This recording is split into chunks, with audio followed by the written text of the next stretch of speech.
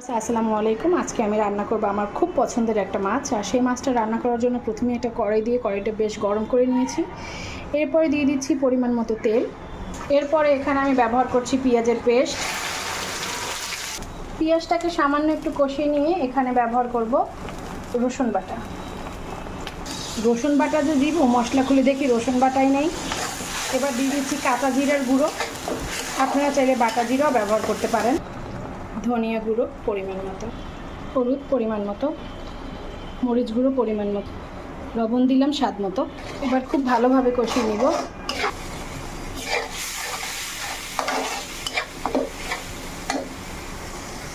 অবশেষে রসুনের বরফটা ছাড়াতে পেরেছি, তাই দিয়ে দিলাম রসুন। আর মাছের ভিতরে সে একটা মৌমাছি মাছ খাচ্ছে, দেখেন কি একটা বাজে অবস্থা। বাবা উড়ে উড়ে চলে যাচ্ছে। মশলাটাকে খুব ভালোভাবে কষিয়ে নিয়েছি। এবার চুলার আঁচটা মিডিয়াম করে মাছগুলো এখানে দিয়ে দিব।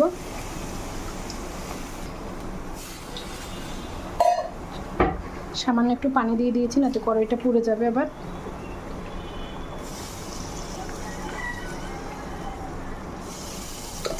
এবার মাছের বেশ কিছু ডিম হয়েছিল, মাছগুলো জিরা ভেজে গুঁড়ো করে নিয়েছি। আর এইদিকে মাছের অবস্থাটা হচ্ছে এই মাছটা ভেজে মশলা দিয়ে রান্না করলেও ভালো লাগে, তবে আজকে হচ্ছে আমি এভাবেই রান্না করছি, এটাও অনেক মজা।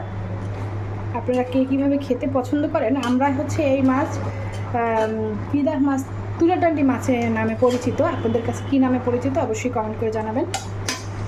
ভালো থাকবেন, সুস্থ থাকবেন, রূপাঞ্জলির সাথেই থাকবেন। আল্লাহ হাফেজ। এরপরে আমি 2-3 মিনিট পর মাছটা রান্না শেষ করে মশলা দিয়ে দেবো।